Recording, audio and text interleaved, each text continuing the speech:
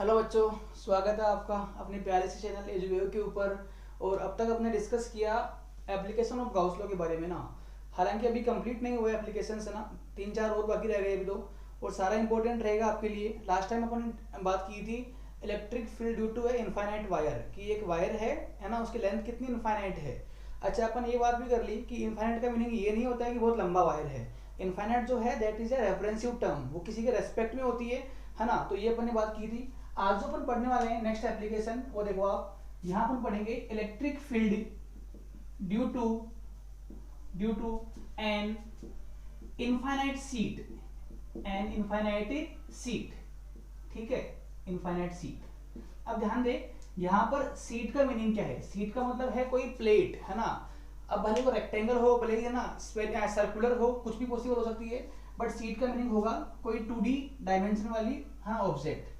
अच्छा ध्यान दे, इसके अपन दो पार्ट करेंगे। यहाँ पर दो पार्ट बनेंगे। फर्स्ट पार्ट बनेगा कि यदि आपकी जो सीट है वो कैसी है, नॉन कंडक्टिंग है। कैसी हो आपकी, नॉन कंडक्टिंग, ठीक है। और एक और पार्ट इसका बनेगा कि यदि आपकी जो सीट है वो कैसी हो, कंडक्टिंग। कैसी हो, कंडक्टिंग। तो इसके दो पार्ट करेंगे अपन और दोनों पार्ट पढ़ेंगे। हालांकि जो डेरिवेशन है वो अपन एक का ही करेंगे, इसकी हेल्प से अपन इसका आंसर और निकाल लेंगे बाद में, है ना। तो अभी आप समझिए इस चीज को कि अपन पढ़ने वाले हैं electric field due to a infinite non conducting sheet. पहले अपन ये पढ़ेंगे और उसके बाद में अपन बात करेंगे electric field due to an conducting infinite sheet, है ना। अच्छा ओके, अब ध्यान दे, पहले अपन बात करते हैं अबाउट नॉन कंडक्टिंग सीट के बारे में। ओके, तो मैं एक काम कर रहा हूं कि मैंने एक सीट अज्यूम कर लिया। डायग्राम बनाऊंगा यहाँ पर, ये दो है ना, ये अपन एक सीट बना लिया ना। And this is a infinite sheet, और इसके ऊपर चार्ज जो है वो यूनिफॉर्मली डिस्ट्रीब्यूट हो रखा है। यूनिफॉर्मली मतलब कि हर जगह पर चार्ज का जो अमाउंट है वो एक समान ही है। ऐसा नहीं कि यहाँ पर एक चार्ज ज्यादा मात्रा में है, यहाँ पर चार्ज कम अमाउंट में है, ऐसा नहीं है। हर जगह पर चार्ज का जो डिस्ट्रीब्यूशन है वो क्या है, कॉन्स्टेंट है। और जो चार्ज डिस्ट्रीब्यूशन जो हो गया वो अपन ने क्या मान लिया, इसका सिग्मा मान लिया। कितना मान लिया अपन ने, सिग्मा। ये भी आप याद रखिए, क्योंकि अपन ने बात कर रखी है कि यदि आपका चार्ज एरिया के ऊपर बिखरा हुआ है, एरिया के ऊपर बिखरा हुआ है, तो वहां पर अपन सिग्मा काम में लेंगे। तो यहाँ पर चार्ज डेफिनेटली एरिया के ऊपर रखा हुआ है। तो मैं यहाँ पे मान लूं एक बार के लिए कि suppose charge density equal to अपन ने क्या मान लिया, सिग्मा मान लिया। और इसको अपन ने पहले डिस्कस भी कर रखा है कि इसका मीनिंग क्या होता है। चार्ज डेंसिटी का मीनिंग ये होता है कि किसी भी ऑब्जेक्ट के वन एरिया के ऊपर कितना चार्ज पड़ा हुआ है, उस चार्ज के अमाउंट को अपन क्या बोलेंगे, चार्ज डेंसिटी, सिग्मा, ठीक है। अच्छा, अब यहाँ पे एक और वर्ड लिखा हुआ है इनफाइनाइट, इन्फिनिटी। इसका मीनिंग क्या हुआ कि जो प्लेट है वो बहुत बड़ी है ना, बहुत बड़ी है। इसका मीनिंग ये भी नहीं है कि ये 3-4 किलोमीटर की लंबी प्लेट है, ऐसा भी नहीं है ना। क्योंकि इनफाइनाइट जो है दैट इज है ना कंपैरेटिव टर्म्स वो किसी के रेस्पेक्ट में होगी, किसी के कंपैरिजन में होगी। तो अपन एक काम करें कि मान लो कि ये सीट अपन बहुत बड़ी मान रखी है, ठीक है ना, ये बहुत बड़ी सीट है। अच्छा, अब इसका कोई आसपास के, इस सीट के आसपास के किसी एक पॉइंट पर, लेट सपोज कि इस सीट से मैंने डिस्टेंस x पे एक पॉइंट मान लिया p, और मुझे अब ये फाइंड करना है कि इस पॉइंट p पर कितना इलेक्ट्रिक फील्ड क्रिएट करेगी ये सीट, ठीक है ना। अब ध्यान दे, जैसे लेट सपोज कि मेरे पास में एक ये सीट मान ली अपन ने, है ना। अच्छा, सीट का मीनिंग होगा एक लेयर, कि उसके दो लेयर नहीं होगी, बहुत पतली सी है ना। तो ये अपन एक सीट मान ली। इस सीट का नेचर कैसा है, नॉन कंडक्टिंग है। कैसा है, नॉन कंडक्टिंग है। अभी मैं आपको बताऊंगा बाद में डिफरेंस कि नॉन कंडक्टिंग में और कंडक्टिंग में डिफरेंस क्या होता है, ये अपन बाद में डिस्कस करेंगे, ठीक है ना। अब इस सीट पर यदि अपन ने चार्ज प्लस का ऐसे डिस्ट्रीब्यूट कर दिया, और इसके पास के पॉइंट P पर, जो कि इस सीट से परपेंडिकुलर डिस्टेंस x के ऊपर रखा हुआ है, आपको वहां पर निकालना है कि यहां पर इलेक्ट्रिक फील्ड कितना बनेगा, ठीक है। ओके, तो अब देखो इसको है ना सॉल्व करने के लिए, इसको स्टार्ट करने के लिए first of all we will apply Gauss law. और गाउस लॉ को अप्लाई करने के लिए ये अपन ने डिस्कस कर रखा है पहले ही कि you have to consider an Gaussian surface, a Gaussian surface. अब गाउसियन सरफेस ऐसी होनी चाहिए कि जिसको सोल्व करना, जिसके डेरिवेशन को सोल्व करना है ना थोड़ा आसान रहे अपने लिए। तो अपन लोग सोचते हैं, अच्छा इसके बारे में पॉइंट एक आधे और अपन डिस्कस करते हैं। ये अपन ने पहले ही पढ़ रखा है कि गाउसियन सरफेस जो होगी वो सिमेट्रिकल होगी बॉडी की, मतलब कि बॉडी के दोनों साइड में सिमेट्रिकल होगी, ठीक है ना। तो बताओ कि यदि मैं यहाँ पर एक गाउसियन सरफेस मानूं, तो लेट सपोज कि मैंने एक यहाँ पर एक सिलेंडर मान लिया, है ना। तो एक यहाँ पर भी डिस्टेंस x पर, है ना, डिस्टेंस x पर ये मैंने एक सिलेंडर मान लिया, ठीक है ना, ध्यान देना एक बार के लिए, ये सिलेंडर मान लिया अपन ने, ये लो भाई, ठीक है, ये अपन ने एक सिलेंडर अज्यूम कर लिया और सिलेंडर की जो लेंथ है वो जितनी इस साइड में है उतनी क्या है उधर भी है, मतलब कि जो सिलेंडर है ना, जैसे मान लो कि यहाँ पर x है ना, इधर निकला हुआ सिलेंडर, तो इस साइड में कितना होगा, x ही निकला हुआ रहेगा, ठीक है। अब मुझे निकालना है पॉइंट P पर इलेक्ट्रिक फील्ड। अब पहली बात तो कि ये प्लस की प्लेट है, तो प्लस की प्लेट की वजह से इलेक्ट्रिक फील्ड कैसा बनेगा, तो प्लस की प्लेट की वजह से इलेक्ट्रिक फील्ड जो बनेगा वो दोनों साइड बनेगा, दोनों साइड में बनेगा, क्योंकि प्लस से बाहर निकलता है, तो यहाँ पर भी देखूं तो इस साइड में ऐसा इलेक्ट्रिक फील्ड आएगा, और पीछे की ओर देखूं, हाँ राइट की ओर या लेफ्ट की ओर, वहां पर भी अपना इस साइड में आएगा। अच्छा, अब मैंने ये मान लिया कि इस वाले पॉइंट पर, इस वाले जगह पर डिस्टेंस x के ऊपर इलेक्ट्रिक फील्ड मैंने क्या मान लिया, E मान लिया, जो कि वेरिएबल है, जो कि अभी अपने को फाइंड भी करना है, तो मुझे E फाइंड करना है, तो मैंने यहाँ पर E जो है E मान लिया, ठीक है ना। अब मैं एक काम करूंगा, पहली बात तो देखना एक बार के लिए अपना, एक मिनट डायग्राम ना मैं थोड़ा सही कर लूँ डायग्राम को, क्योंकि डायग्राम को बनाना थोड़ा आसान काम नहीं है इसमें ना। ओके, अब हाँ, अब यदि मैं बोलूं कि आपको कि इसका जो क्रॉस सेक्शन एरिया है वो अपन ने ए मान लिया, तो ये भी कितना होगा भाई साहब, ये भी अपना ए ही होगा, और ये भी कितना होगा, ये भी आपका ए ही होगा। इट मींस कि इस सिलेंडर ने ए एरिया प्लेट के ऊपर कवर कर रखा है, ठीक है ना। या मैं बोलूँ आपको कि प्लेट के एरिया ए से सिलेंडर पास कर रहा है, ठीक है। अब मुझे निकालना है फ्लक्स, सॉरी मुझे निकालना है इलेक्ट्रिक फील्ड, तो वही जो प्रोसेस है सेम रहेगा कि अपन दो बार इलेक्ट्रिक फ्लक्स निकालेंगे, एक बार निकालेंगे गाउस लॉ के अकॉर्डिंग, एक बार निकालेंगे अपन डेफिनेशन के अकॉर्डिंग, दोनों अपन इक्वेट करेंगे और जो भी अपना अननोन चीज होगा वो अपन फाइंड कर लेंगे, ठीक है ना। तो जो बेसिक प्रोसेस है वो सेम रहेगा। तो एक काम करते हैं अपन, first of all electric flux निकालते हैं अपन, electric flux using Gauss law, using Gauss law, ठीक है ना।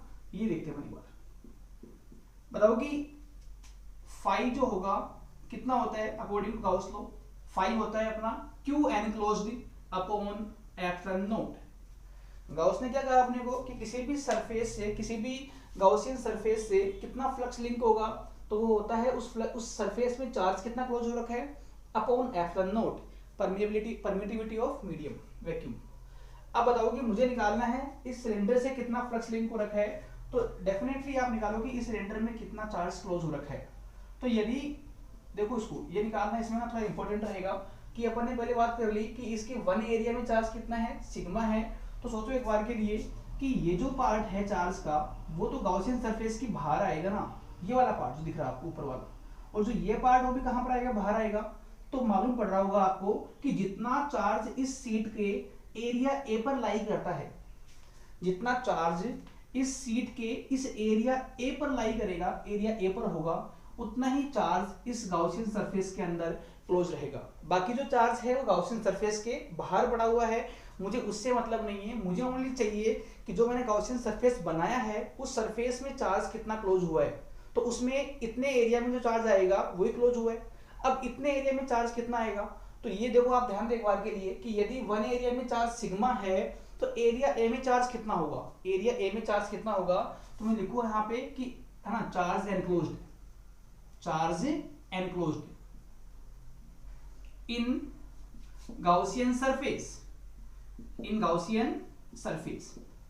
तो दिस इज वेरी इजी कि जो अपना क्यू एनक्लोज्ड आएगा वो कितना आएगा कि यदि इसके वन एरिया में चार्ज सिग्मा क्लोज होता है तो एरिया ए में चार्ज कितना होगा, sigma into A, sigma into A, using unitary method.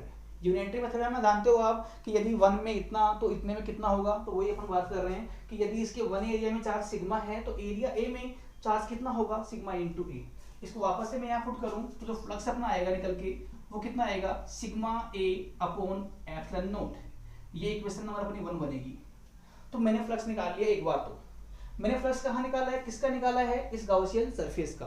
किसके अकॉर्डिंग निकाला है, अकॉर्डिंग टू गाउस लॉ। अब मैं एक बार फिर से वही काम करने वाला हूं but using different method, different method. तो ध्यान दे एक बार के लिए, अगेन आप निकालो फ्लक्स इसी सरफेस का, इसी सिलेंडर का, लेकिन अब की बार आप निकालो अकॉर्डिंग टू डेफिनेशन तो आप सोचिए एक बार के लिए कि क्या इस पूरे सरफेस का जो एरिया वेक्टर होगा वो एक ही टाइप का होगा या बहुत टाइप के होंगे।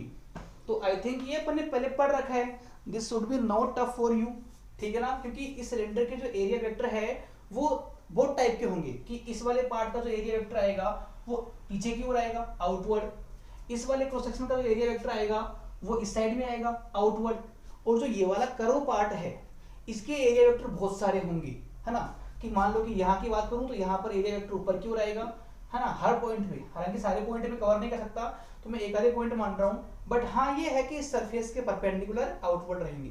अब फ्लक्स निकालते हैं दोबारा से, इसको माइंड में रखिए, again we are going to find out flux.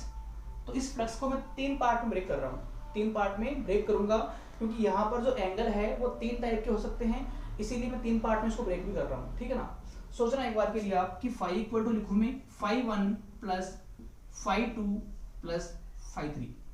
Phi 1 जो 1 सरफेस है मैं इसको मान लूं, जो 2 सरफेस है वो मैं इसको मान लूं, और जो 3 सरफेस है मैं इसको मान लूं, बाकी जो रिमेनिंग पोर्शन है उसको मैंने कौन सा सरफेस मान लिया, नंबर 3 वाला ना, ठीक है। अब सोचो एक बार के लिए, फर्स्ट ऑफ ऑल आप ये निकालो कि सरफेस 1 में कितना फ्लक्स हो रखा है, सरफेस 1 से कितना फ्लक्स लिंक हो रखा है, क्योंकि यहाँ पे इलेक्ट्रिक फील्ड भी है इस साइड में, इसका एरिया वेक्टर भी है, तो डेफिनेटली यहाँ पर फ्लक्स भी लिंक होगा, तो फाई 1 निकालूंगा।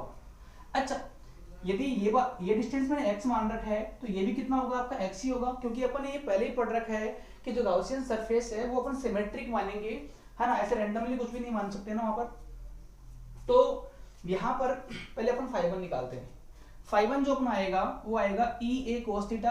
अच्छा, यदि यहाँ पर अपन इलेक्ट्रिक फील्ड E मान लिया तो यहाँ पर भी कितना आएगा, E आएगा, क्योंकि डिस्टेंस सेम है ना यहाँ पर, इसलिए ना, तो यहाँ पर अपना काम होने वाला है EA, ठीक है, इलेक्ट्रिक फील्ड E मान लिया, और जो इसका एरिया है वो अपन ने A मान रखा है, तो EA इंटू कोस थीटा। अब चेक करो एक बार के लिए कि जो एंगल थीटा है वो कितना यहाँ पर है, जो एंगल थीटा यहाँ पर होगा दैट इज 0 डिग्री, क्योंकि दोनों पैरेलल वेक्टर है ना, तो इसीलिए यहाँ पर जो एंगल आएगा वो 0 आएगा। अच्छा, इसके बाद में जो फाई 2 बनेगा इसका यहाँ पर, वो फाई 2 अपना आएगा अगेन EA cos थीटा। अब यदि यहाँ पर भी इलेक्ट्रिक फील्ड तो E होगा, तो यहाँ पर आएगा EA अगेन cos थीटा, और जो एंगल है आपकी बार भी अगेन वो 0 ही आएगा। भाई आप एंगल में गलती आप बिल्कुल ना करें, यदि आपको डाउट है तो आप मेरे से पूछिए एक बार के लिए कि एंगल कैसे अपन चेक कर रहे हैं, ठीक है। देखो एक बार के लिए कि यहाँ पर भी इलेक्ट्रिक फील्ड इस साइड में है और जो इसका एरिया वेक्टर है वो भी इस साइड में है, तो बोथ आर पैरेलल, और यदि दोनों पैरेलल में आ गए तो एंगल विल बी 0। यहाँ की बात करूं तो यहाँ पर जो इलेक्ट्रिक फील्ड है वो लेफ्ट की ओर है, और जो एरिया वेक्टर है वो भी कहाँ पर है, लेफ्ट की ओर है, तो दोनों पैरेलल, फिर से एंगल 0। एक और सरफेस बाकी रह गया है ना, 3rd नंबर का, इसका और निकालते हैं अपन। अच्छा, इस सरफेस के हर पॉइंट पर इलेक्ट्रिक फील्ड कांस्टेंट नहीं होगा, क्योंकि इसका जो हर पॉइंट है वो डिफरेंट डिस्टेंस के ऊपर है प्लेट से, कि ये पॉइंट जो है पास में है, ये दूर है, ये दूर है ना, तो इसका जो इलेक्ट्रिक फील्ड है वो तो वेरिएबल है। बट यहाँ पर एक बहुत अच्छी बात आपके लिए ये होगी कि भले ही कोई सा भी पॉइंट मान लो आप इस सरफेस के ऊपर, इस पार्ट के ऊपर, उस हर पॉइंट के लिए इलेक्ट्रिक फील्ड में और ए में जो एंगल वो 90 बनेगा। सोचो एक बार के लिए कि भले इलेक्ट्रिक फील्ड यहाँ पे कुछ भी हो, बट होगा किस साइड में, इस साइड में होगा, यहाँ पर भी कहाँ होगा, इस साइड में होगा, और जो इसका एरिया वेक्टर है वो ऊपर की ओर है, तो एंगल देखो आप चेक करो कि एरिया वेक्टर ऊपर की ओर है, इलेक्ट्रिक फील्ड इस साइड में है, तो एंगल कितना हो गया, 90 हो गया। भले आप और कोई पॉइंट एक रैंडम चूज कर लो आप यहाँ पर। यहाँ की बात करूं तो प्लस की प्लेट है, प्लस की प्लेट की वजह से इलेक्ट्रिक फील्ड दूर बनेगा, तो यहाँ पर जो इलेक्ट्रिक फील्ड है वो इस साइड में आएगा, और जो एरिया वेक्टर है वो डाउनवर्ड आएगा। अगेन जो एंगल है वो कितना है, 90 है, तो at every point the angle between E and A is 90, that's why the flux link with this part will be 0। Check करिए इसको आप एक बार के लिए कि फाई 3 जो बनेगा, E जो भी है ना, क्योंकि यहाँ पर E से अपने को इतना मतलब ही नहीं है, क्योंकि इसको 0 हो जाना है वैसे भी, तो E A और जो कोस एंगल थीटा होगा वो कितना होगा, 90। इसीलिए मैं इनके बारे में ज्यादा कंसल्ट नहीं कर रहा कि सर ये क्या होंगे, क्योंकि कुछ ना इसको 0 होना ही है। अब कोस 90 जो है कितना होगा, 0। अब सोचे एक बार के लिए कि जो फाई है वो कितना आ गया, EA। अच्छा, कोस 0 कितना होता है, 1, है ना, ये बातें बताने की नहीं होती है ना, आप इनको खुद याद रखो, 2 into E, इक्वेशन नंबर 2। तो मैंने फ्लक्स निकाल लिया दोबारा से, कितना आ गया वो 2EA। जो फ्लक्स अब की बार आया है वो किसके टर्म्स में आया है, वो टर्म्स में आया है E और A की, और जो पहले अपन ने निकाल रखा है वो किस में आया है, सिग्मा और A के बीच में। बट दोनों जो फ्लक्स है वो किसके हैं, इस सिलेंडर के ही हैं, है ना। भले ही जो तरीका है, जो मेथड है वो डिफरेंट है, बट आप सोचो एक बार के लिए कि जो फ्लक्स निकाला है वो भी किसका है, ये वाला भी किसका है, इस सिलेंडर का है पूरे का, और ये भी किसका है, सिलेंडर का है। दोनों फ्लक्स सिलेंडर के ही हैं, तो इन दोनों को अपन इक्वल भी कर सकते हैं, ठीक है ना। तो यहाँ पर मैं एक और काम कर रहा हूँ, इसको आप पॉज करके नोट करें एक बार के लिए फटाफट से इसको ना, है ना, और आगे इसमें अपन बढ़ते हैं। दोनों आप याद रखना क्वेश्चन नंबर 1 और 2, क्योंकि दोनों फ्लक्स निकाल लिए अपन ने। एक बार के लिए मैं ये वाला पार्ट यहाँ से ना इरेज कर रहा हूँ। सोचना आप कि इक्वेशन नंबर 1 को यदि मैं 2 के इक्वेट कर दूं या 2 को 1 के कर दूं ना, बेटर रहेगा 2 को 1 से इक्वेट कर रहा हूं। 2 कितना है अपना, 5 का वैल्यू 2e और जो 1 से 5 वो कितना आ रहा था, sigma a upon epsilon not. अब ध्यान दे, इस a से a कटेगा, क्योंकि जो एरिया है वो तो दोनों बार अपन ने वही लिया है, एक ही लिया है। तो जो e अपना आ गया वो कितना आ गया, सिग्मा अपॉन 2 एप्सिलॉन नॉट। और ये E जो है वो कहाँ का इलेक्ट्रिक फील्ड है, बहुत ध्यान से देखना आप कि E जो अपन ने माना था इस जगह पर, और ये कौन सी पोजीशन है, ये प्लेट से डिस्टेंस x की पोजीशन है। तो किसी भी एक प्लेट से डिस्टेंस x पे कितना इलेक्ट्रिक फील्ड बनेगा, तो वो उसका आंसर कितना आएगा, सिग्मा अपॉन 2 एप्सिलॉन नॉट। दोबारा याद रखिए कि ये जो अपन ने डेरिवेशन किया है वो किसके लिए किया है, नॉन कंडक्टिंग सीट के लिए। नॉन कंडक्टिंग सीट, सीट का मीनिंग होता है एक सिंगल लेयर, है ना, एक मोटी लेयर नहीं होगी, थिन नहीं, थिक, है ना। तो एक सिंगल सी लेयर होगी जिसपे चार्ज ओनली एक लेयर पे ही पॉसिबल हो पाएगा, तो नॉन कंडक्टिंग सीट है, ठीक है ना। तो उसका जो इलेक्ट्रिक फील्ड बनता है डिस्टेंस x पर, वो कितना आएगा, सिग्मा अपॉन 2 एप्सिलॉन नॉट। इसको आप याद कर लें।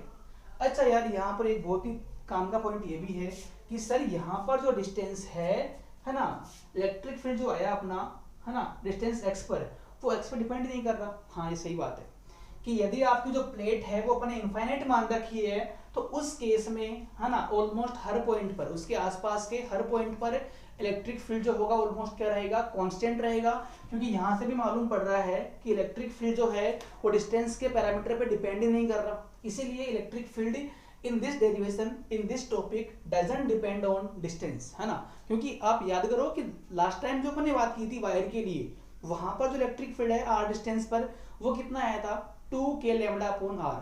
तो वहां पे मैंने ग्राफ भी बनाया था कि जो इनवर्स का वहां पे ना रिलेशन आया था वहां पर। यहाँ पर इस वाले डेरिवेशन में डिस्टेंस का ना कॉन्सेप्ट काम में नहीं आएगा, डिस्टेंस पे डिपेंडेंसी नहीं होती है।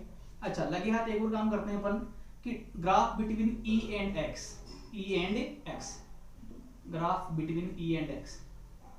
आप बताओ मुझे कि यदि मैं x को वेरी करूं, x क्या है, पॉइंट का पोजीशन है, पॉइंट का डिस्टेंस है, तो इलेक्ट्रिक फील्ड क्या वेरी करेगा क्या। यहां से साफ साफ मालूम पड़ रहा है कि इलेक्ट्रिक फील्ड जो है x पे डिपेंड नहीं करता है। तो भले आप x को कम करो या आप उसको, है ना, ज्यादा करो, आप हर बार आपका e क्या रहेगा, कांस्टेंट रहेगा। तो मैं ग्राफ बनाऊं यहाँ पे कॉमन सेंस से कि यहाँ मैंने x माना है, यहाँ मैंने e माना है। तो यदि मैं x को वेरी करूंगा, वेरी ना चेंज करूंगा, तो e मेरा कांस्टेंट रहेगा, तो ये ग्राफ आएगा अपना e का। और e का जो वैल्यू होगा वो कितना आएगा, सिग्मा अपॉन 2 एप्सिलॉन नॉट, ये आएगा। ग्राफ भी नोट कर ले आप। बोर्ड एग्जाम में कई बार क्या होता है कि 1 मार्क्स में आपसे ओनली इतना ही पूछता है कि draw graph between electric field and distance for a infinite plate non conducting seat. Okay, उतार ले इसको और माइंड में सेट रखे इसको मैंने स्टार मार्क कर रहा हूँ, वेरी इंपॉर्टेंट, ठीक है।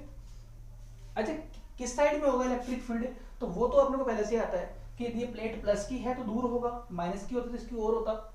लेकिन जो मैग्नीट्यूड जो आएगा उसका मैग्नीट्यूड, वो अपने को यहाँ से मिलेगा।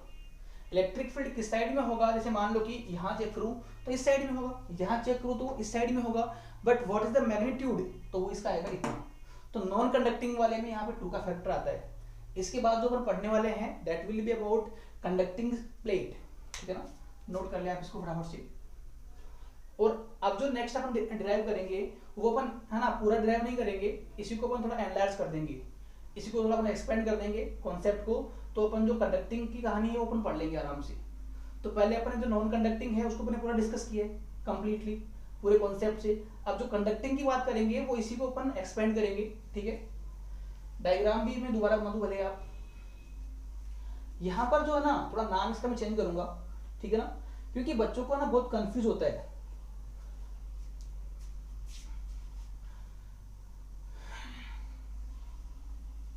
मौका मिलेगा तो हम बता देंगे, क्या बताएंगे यार। ठीक है भाई, जो बी पार्ट है उसमें आएगा आपका नॉन, हटाओ यहाँ से, कंडक्टिंग, और सीट को भी आप है ना मॉडिफाई कर दो प्लेट, क्योंकि प्लेट का मीनिंग क्या होता है, थोड़ा मोटा, थोड़ी मोटी, मतलब कि उसमें थिकनेस उसमें होगी कुछ ना कुछ। सीट मतलब कि 1 लेयर और प्लेट मतलब कि 2 लेयर, ठीक है ना। जैसे मैं डायग्राम बनाऊंगा इसका ना भी आपको मालूम पड़ जाएगा। तो अभी जो अपन पढ़ रहे हैं, electric field due to an infinite conducting plate, conducting a plate. अच्छा, यदि यदि है ना क्वेश्चन में या डेरिवेशन में आपको इतना बोले कि find out electric field due to a plate, तो प्लेट के साथ में जो कंडक्टिंग वर्ड है वो फिक्स रहेगा हमेशा। ये पॉइंट काम का है, क्योंकि बहुत ही कंफ्यूजिंग पॉइंट रहेगा आपके लिए। ठीक है, कि यदि आपको ये बोले कि इनफाइनाइट सीट, तो सीट वर्ड सुनते ही आप सोचना कि सीट जो 1 लेयर, मतलब 1 लेयर, और 1 लेयर का डेरिवेशन है वो किसमें किया अपन ने, नॉन कंडक्टिंग में। तो जो भी अपन ने किया था वो काम में आएगा। और यदि क्वेश्चन आपके ये आए कि find out electric field due to plate, तो प्लेट के साथ में कंडक्टिंग वर्ड जो है वो बाय डिफॉल्ट ऐड रहेगा हमेशा, ठीक है ना। ओके, अब जो कंडक्टिंग प्लेट है, प्लेट थोड़ी मोटी होगी ना, तो मैं एक काम कर रहा हूँ, डायग्राम ड्रॉ कर रहा हूँ ऐसे, है ना, ये लो भाई, और ऐसे में एक और काम कर दूं,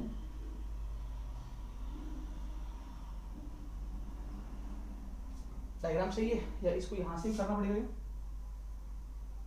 कुछ सही लग रहा है आपको, ठीक है ना। अच्छा भाई, अब देखो इसमें आई थिंक यहाँ से नहीं होगा ना। अब देखो यहाँ पर क्या होगा कि ये थोड़ी थिकनेस भी इसके अंदर, यहाँ पे देखो मोटी स्लैब सी है ना, स्लैब बन जाएगी। अब कंडक्टिंग है, तो कंडक्टिंग होने का मतलब क्या है, या इस चीज के होने से, कंडक्टिंग होने से कहाँ डिफरेंस क्रिएट होगा, वो ध्यान देने के बाद के लिए आप, कंडक्टिंग का मतलब है कि उस बॉडी में जो चार्ज पार्टिकल्स है, they are free to move, they are free to move, है ना। ये बेसिक डिफरेंस है कंडक्टर में और किसमें, नॉन कंडक्टर में। नॉन कंडक्टर में क्या होता है कि जो इलेक्ट्रॉन्स जो है, दीज आर नॉट फ्री, है ना, वो फ्री नहीं होंगे मूव करने के लिए।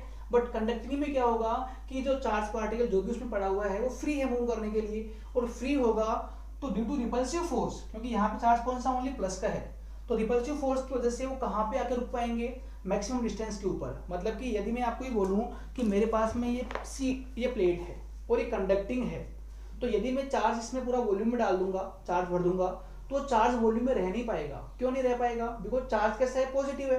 तो उन दोनों में क्या बनेगा, रिपल्सिव फोर्स बनेगा, और रिपल्सन फोर्स बनने की वजह से जो चार्ज है वो यहाँ आएगा, या वो कहाँ आएगा, यहाँ पर आ जाएगा। मालूम पड़ रहा है आपको यहाँ पर, मतलब कि इसके जो अंदर का पोर्शन जो है, जो अंदर का वॉल्यूम है, वहां पर चार्ज रुक ही नहीं पाएगा। क्यों रुक नहीं पाएगा, बिकॉज जो प्लस प्लस में क्या बनेगा, रिपल्सिव फोर्स बनेगा, तो पूरा चार्ज जो है ना, in case of conductor, in case of conducting, सारा चार्ज जो होगा वो यहाँ वॉल्यूम से है ना उठ के सरफेस के ऊपर आ जाएगा, है ना। तो कुछ चार्ज यहाँ आ जाएगा और कुछ चार्ज यहाँ पर यहाँ आ जाएगा। इट मीन्स कि यहाँ पर 2 लेयर बनेगी, एक लेयर यहाँ बन जाएगी और जो एक लेयर है वो यहाँ बनेगी। तो देखो अब आपको कुछ ना आइडिया हो रहा होगा कि नॉन कंडक्टिंग में क्या हुआ था। नॉन कंडक्टिंग में चार्ज मूव करने को अलाउ नहीं था, फ्री नहीं था, और मूव करने को अलाउ नहीं था, इसलिए वहां पे 1 लेयर मानी है अपन ने, वहां पे 1 लेयर ही होगी। बट यदि आपका जो प्लेट है वो कंडक्टिंग होगा, तो उस केस में कंडक्टिंग होने की वजह से, उसकी प्रॉपर्टी की वजह से जो चार्ज है वो वॉल्यूम को छोड़ के सरफेस के ऊपर आ जाएगा, और इसीलिए वहां पर 2 लेयर बन जाएगी, एक यहाँ चार्ज पड़ा रहेगा, एक यहाँ चार्ज पड़ा रहेगा। तो एक ही प्लेट के अंदर 2 लेयर बन जाएगी चार्ज की, एक यहाँ बन गई, एक यहाँ बन गई। अब मुझे निकालना है कि अब इस प्लेट की वजह से डिस्टेंस x पर कितना इलेक्ट्रिक फील्ड बनेगा, आपको E निकालना है डिस्टेंस x के ऊपर।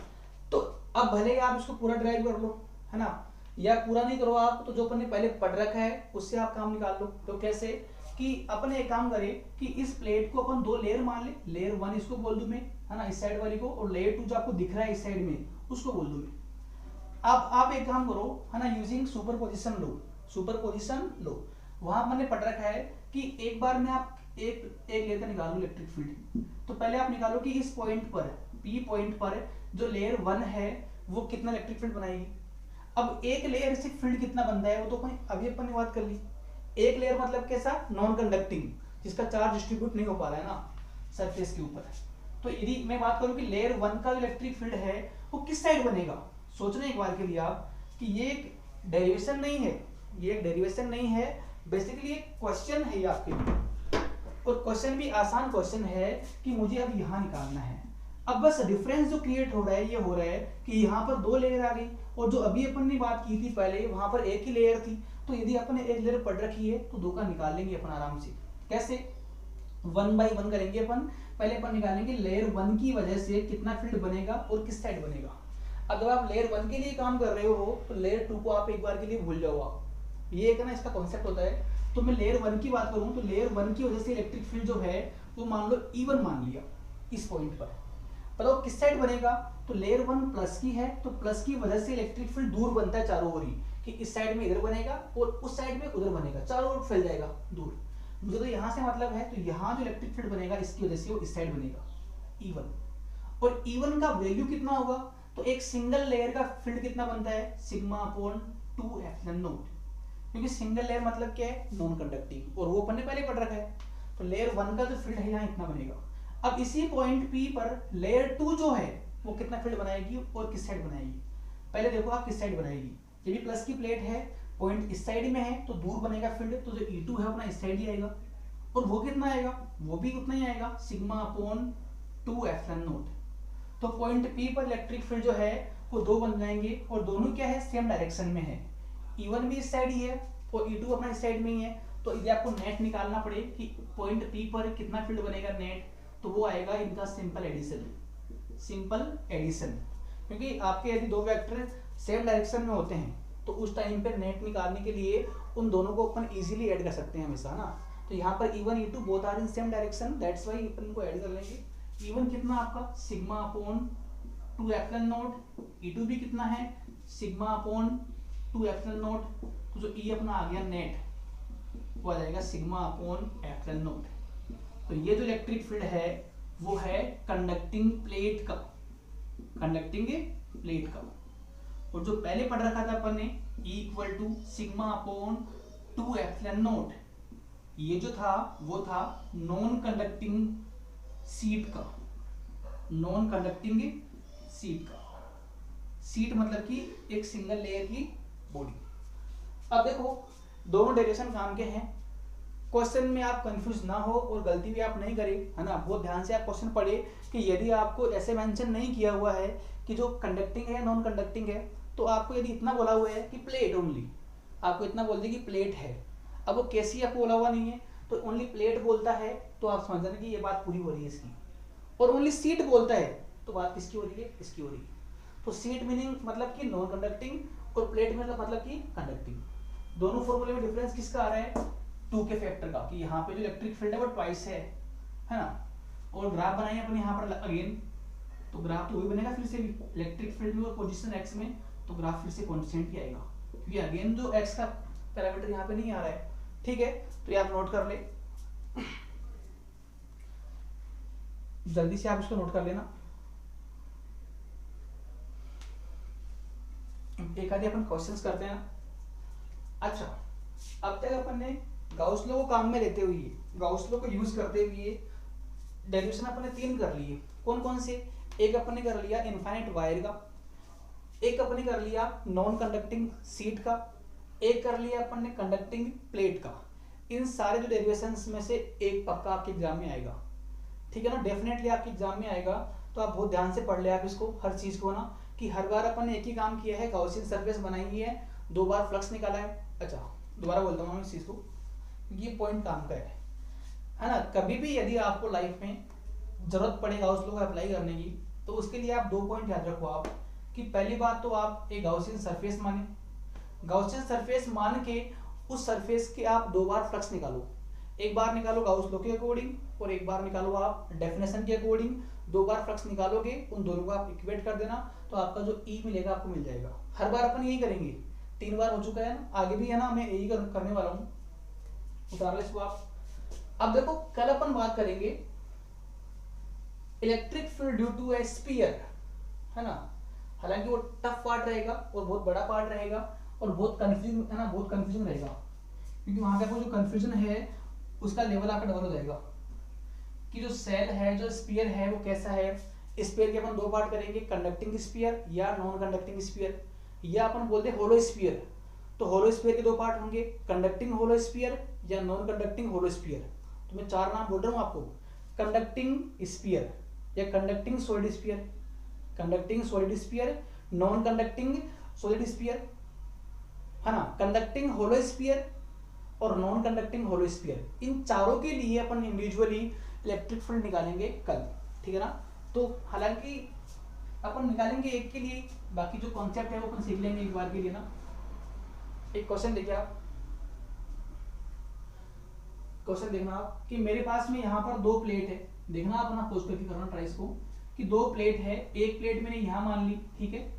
अच्छा ये प्लेटें कैसी है, इनफाइनाइट प्लेटें हैं, मतलब कि इनकी साइज क्या है, बहुत ज्यादा है कंपेरेटिवली डिस्टेंस, और एक प्लेट मैंने यहाँ मान ली। अच्छा इतना इसको बड़ा क्यों कर रहा हूँ मैं, है ना, इतना इसको अपन बार बार नहीं करेंगे।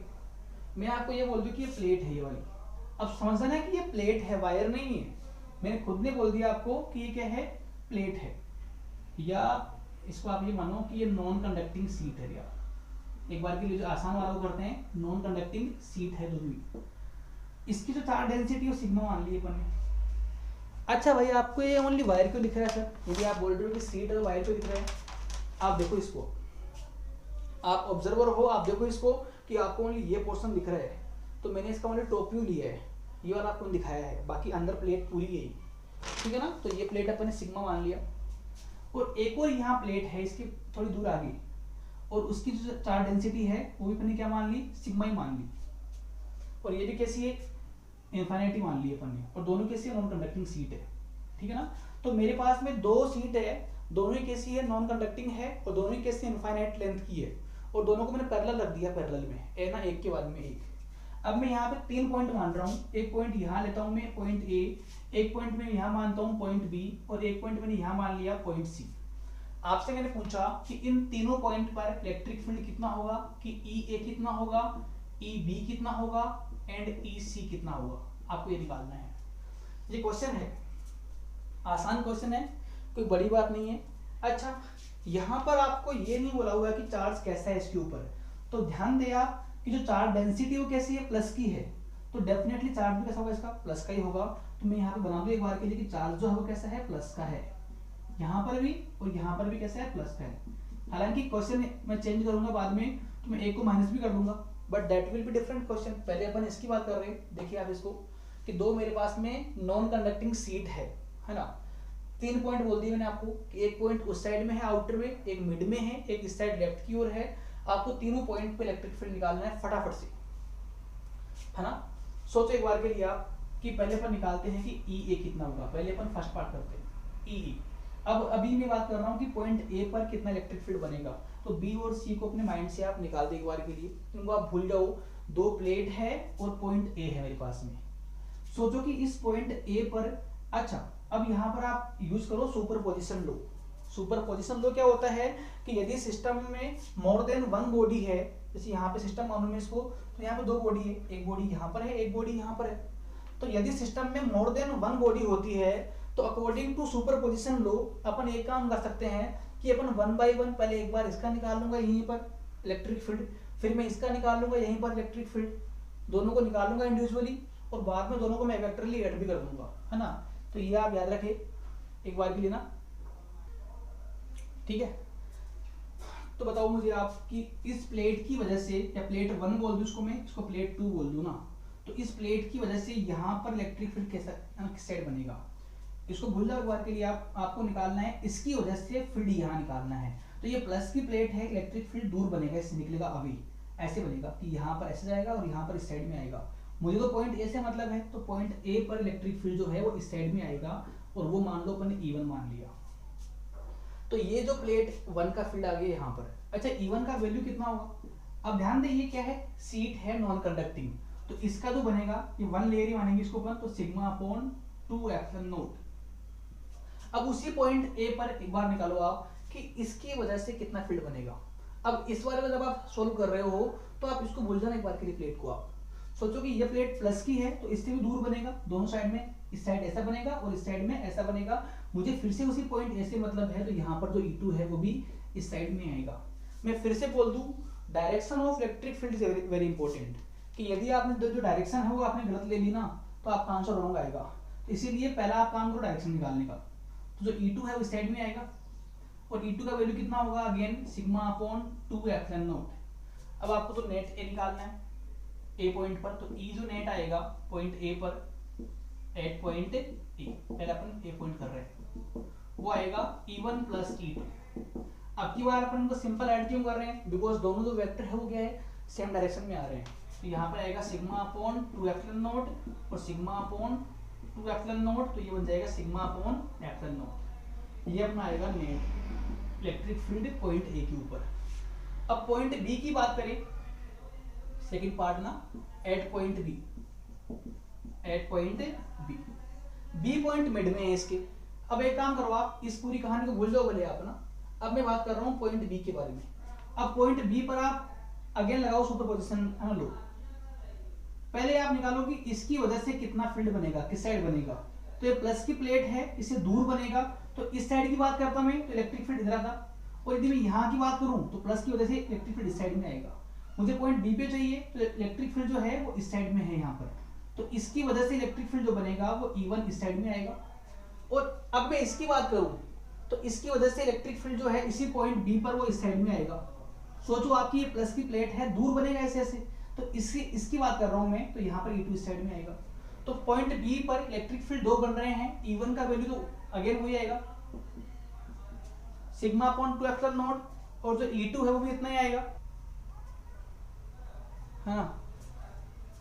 अब देखो E1 इस साइड में आएगा, E2 इस साइड में आएगा, तो नेट E जो आएगा E नेट। अब की बार देखो क्या करना पड़ेगा आपको कि दोनों जो वेक्टर है, दोनों जो क्वांटिटीज है वो अपोजिट डायरेक्शन में काम कर रही है। E1 इस साइड में है, E2 इस साइड में है, तो जो नेट आएगा वो दोनों को माइनस करने से मिलेगा आपको E1 माइनस E2, है ना।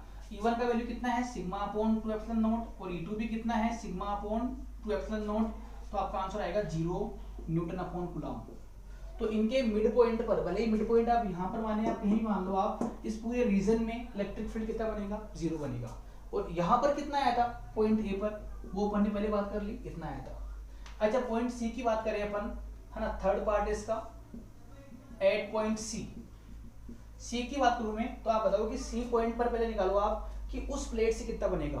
पहले आप ये निकालो कि उस प्लेट से किस साइड बनेगा। तो प्लस की प्लेट है, प्लस से दूर बनता है, तो पहले आप दूर बनाओ आप दोनों साइड में। अब मेरा पॉइंट कहां पर है, मेरा पॉइंट तो यहाँ पर है, इस साइड में है। अब चेक करो कि इस पॉइंट के लिए फील्ड किस साइड में आएगा, इस साइड में आएगा, तो उसका जो इलेक्ट्रिक फील्ड बनेगा E1 वो इस साइड में आएगा। इसी प्रकार से जो इसका बनेगा वो भी इस साइड में आएगा E2। तो दोनों इलेक्ट्रिक फील्ड जो आ रहे हैं पॉइंट सी पर, दोनों प्लेट की वजह से वो सेम डायरेक्शन में आ रहे हैं, तो जो नेट आएगा वो अगेन क्या आएगा, उनका simple addition E1 plus E2, तो ये अगेन कितना आएगा सिग्मा अपॉन एप्सिलॉन नॉट। तो ये इसके आंसर्स आएंगे, पहला आंसर ये आएगा, सेकंड का आंसर ये आएगा, थर्ड का आंसर ये आएगा, ठीक है ना। तो आप बहुत ध्यान से आप काम करें। और यदि मैं आपको बोलता, है ना, एक बार के लिए ना फटाफट से ना इसका एक और पार्ट कर रहा हूं मैं, अभी भी नॉन कंडक्टिंग सीट ही है, क्वेश्चन को मैं यहाँ चेंज नहीं कर रहा, क्वेश्चन मैंने चेंज किया है यहाँ पर कि जो एक प्लेट का चार्ज डेंसिटी है वो नेगेटिव मान लिया मैंने, माइनस सिग्मा। इसका मीनिंग क्या हुआ कि अब की बार जो चार्ज है वो कैसा है, नेगेटिव है। इस पे चार्ज कैसा आएगा, नेगेटिव आएगा, नेगेटिव। लेकिन ध्यान दो जो मैग्नीट्यूड जो है ना, जो इनका मैग्नीट्यूड जो है वो सेम ही है, सिग्मा इसका भी है, इसका माइनस सिग्मा है। बस फर्क किस चीज का है कि यदि चार्ज इसमें प्लस का पड़ा हुआ है तो यहाँ पे कैसा होगा, माइनस का होगा। अब मैं 3 पॉइंट मान लूं, एक पॉइंट में यहाँ पे ए मान लूं, एक पॉइंट में यहाँ पे बी मान लूं, एक पॉइंट में यहाँ पे सी मान लूं। अगेन सेम क्वेश्चन की आपको निकालना यह है कि तीनों पॉइंट पे फील्ड कितना कितना होगा। तो वही काम कि पहले आप निकालो कि प्लेट 1 से कितना बनेगा। अब देखो आप एक बार के लिए प्लेट 1 अपने माइंड में रखे, प्लेट 2 को आप भूल जाए एक बार के लिए ना। अब प्लेट 1 की बात कर रहा हूं मैं, तो प्लस की प्लेट है तो इलेक्ट्रिक फील्ड फैलेगा चारों ओर, मुझे पॉइंट ए से मतलब है पहले, तो यहाँ पर आएगा E1 इस साइड में। E1 को मैं लिखूं कितना बनेगा, तो E1 बनेगा सिग्मा अपॉन 2 एप्सिलॉन नॉट। अब प्लेट 2 से उसी पॉइंट ए पर कितना फील्ड बनेगा, तो प्लेट 2 जो है नेगेटिव है, नेगेटिव की ओर फील्ड आता है हमेशा, उसमें आके एंड होता है। तो इलेक्ट्रिक फील्ड जो है ऐसे इस साइड में यहाँ से ऐसे आ रहा होगा और यहाँ पर ऐसे आ रहा होगा, भले मैं 2 एरो मार्क कर दूं, ऐसे आ रहा होगा इलेक्ट्रिक फील्ड, है ना, ऐसे आ रहा होगा, यहाँ से ऐसे यहाँ से आ रहा होगा। अब बात करें आपकी मेरा पॉइंट यहाँ पर है, तो मेरे पॉइंट की बात करूँ तो मेरे पॉइंट पे जो इलेक्ट्रिक फील्ड बनेगा इसकी वजह से वो खुद की ओर बनेगा, है ना। तो यहाँ पर जो E2 है इस साइड में आएगा, और E2 का वैल्यू कितना बनेगा, तो वो again sigma upon 2 epsilon not ही आएगा। अब डाउट आपको ये आ रहा होगा कि सर जो सेकंड प्लेट है वो नेगेटिव है, तो यहाँ पे माइनस सिग्मा आना चाहिए।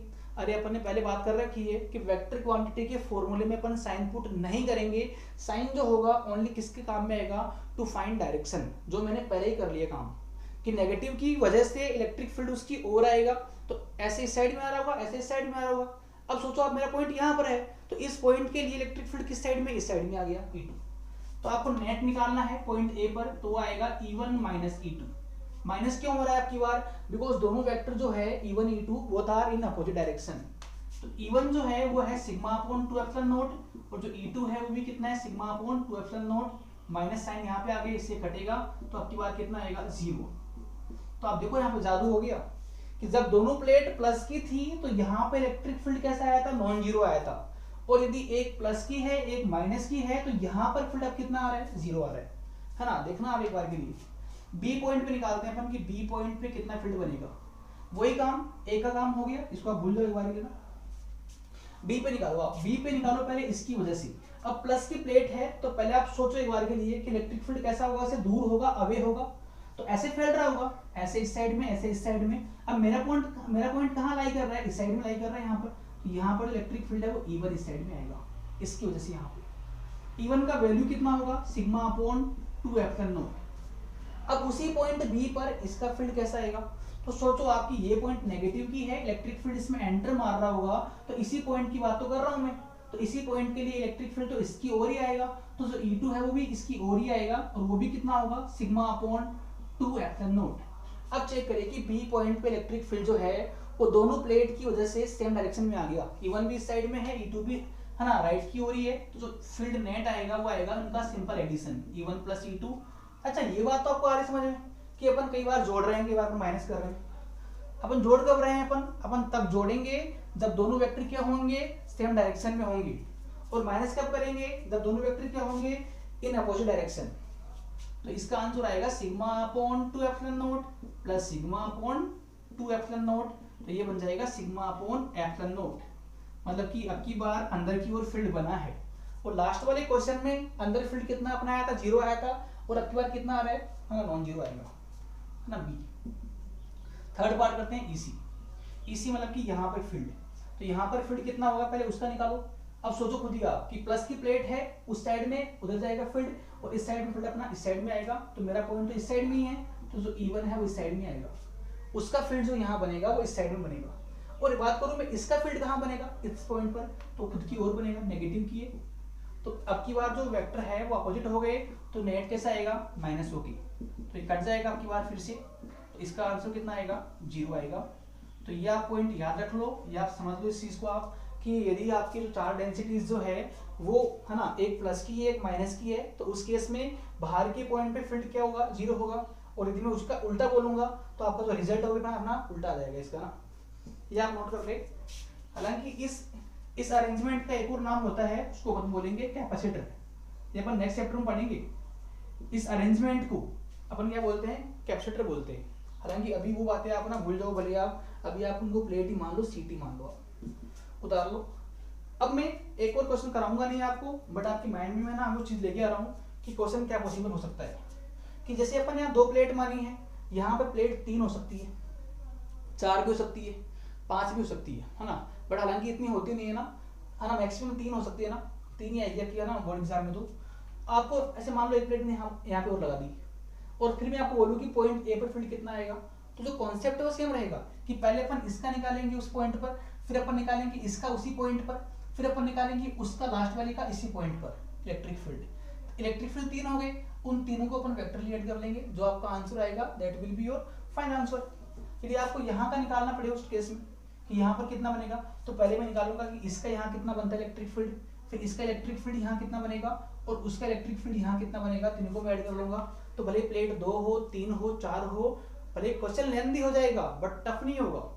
टफ तो क्या है, इसमें कॉन्सेप्ट है ना, फॉर्मूला एक ही काम में आ रहा है, सीट बोल रखा है, तो इसलिए यहाँ पे 2 वाला काम में लेना है अपन, और बाकी जहाँ निकालना है वहां पे अपन यूजिंग सुपरपोजिशन लो अपन काम कर सकते हैं, ठीक है ना। तो आज के लिए जो अपन ने बात की है, this is all about electric field due to sheet और प्लेट। बहुत इंपॉर्टेंट है, क्वेश्चंस भी किए हैं अपन ने, अपने डेरिवेशन भी किए हैं, सारा पढ़ ले आप, और नेक्स्ट वीडियो के लिए आप तैयार रहे। नेक्स्ट वीडियो में अपन बात करने वाले हैं एक स्पीयर की वजह से। अब वो आपका स्पीयर कैसा हो सकता है, होलो हो सकता है, या है ना, दैट में भी सॉलिड ऑल्सो। ठीक है, तो इसको आप ध्यान से पढ़ ले, और यदि आपको डाउट लग रहा है, कहीं आपको ना दिक्कत आ रही है, तो कमेंट सेक्शन में आप मेंशन करें, I will resolve your query. Thank you so much, take care.